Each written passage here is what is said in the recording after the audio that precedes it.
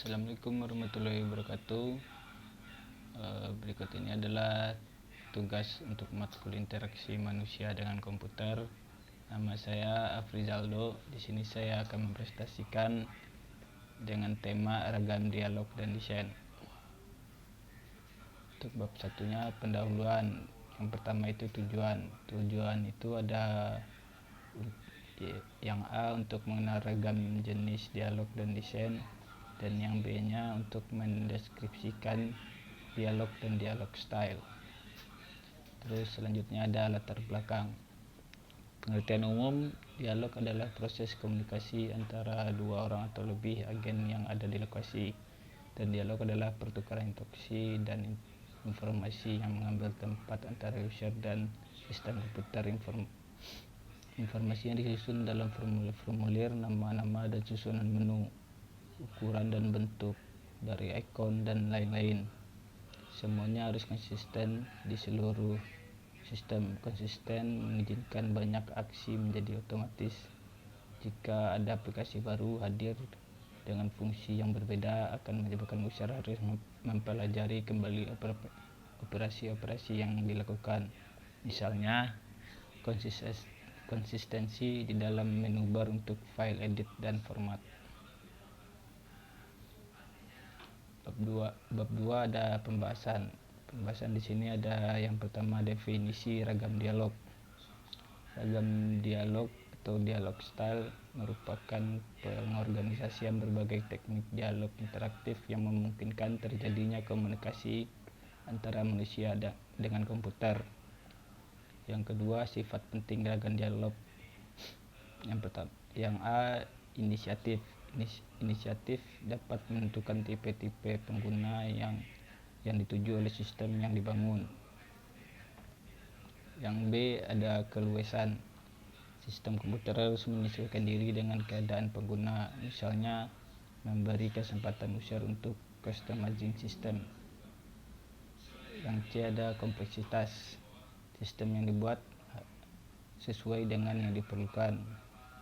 Yang D, kekuatan. Kekuatan merupakan jumlah kerja yang dapat dilakukan oleh sistem untuk perintah yang diberikan pengguna. Misalnya pengguna ahli memberikan respon positif terhadap perintah-perintah yang powerful.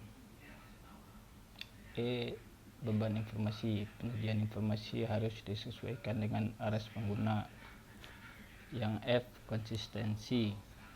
Perintah harus mempunyai sintaksis yang terstandarisasi dengan urutan parameter, harus mempunyai tata letak yang konsisten.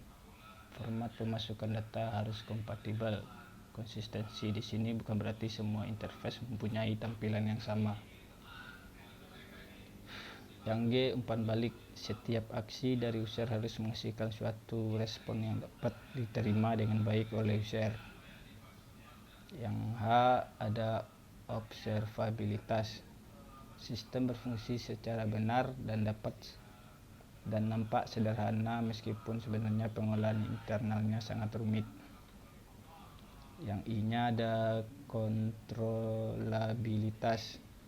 Sistem harus selalu berada di bawah kontrol si pengguna.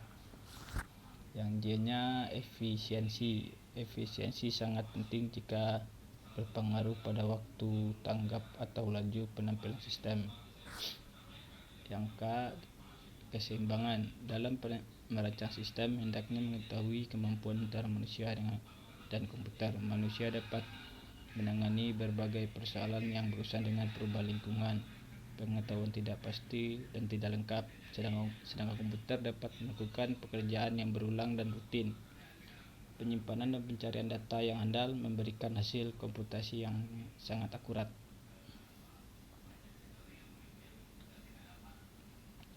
Selanjutnya di sini ada jenis dialog atau dialog style. Yang pertama, dialog berbasis perintah tunggal. Perintah-perintah tunggal dapat dioperasikan biasanya tergantung dari sistem komputer yang dipakai dan berada dalam domain yang disebut bahasa perintah, yang command language. Yang B, dialog berbasis bahasa pemrograman. Dialog berbasis bahasa pemrograman merupakan ragam dialog yang memungkinkan pengguna untuk mengemas sejumlah perintah ke dalam satu berkas yang disebut dengan bed file. Nantinya ada antarmuka berbasis alami. Dialog berbasis bahasa alami merupakan dialog menggunakan bahasa yang mudah dimengerti oleh manusia. Contoh cetak data mahasiswa yang memiliki IPK 3,0, kemudian bahasa tersebut diterjemahkan ke dalam instruksi yang ekuivalen yang bisa dimengerti komputer seperti Turbo Pascal. Nantinya di sini ada sistem menu. Menu adalah daftar sejumlah pilihan dalam jumlah terbatas. Jenis menu dapat dikelompokkan sebagai berikut. Yang pertama menu tunggal, yang kedua linear, sandwich, dan multiple menu.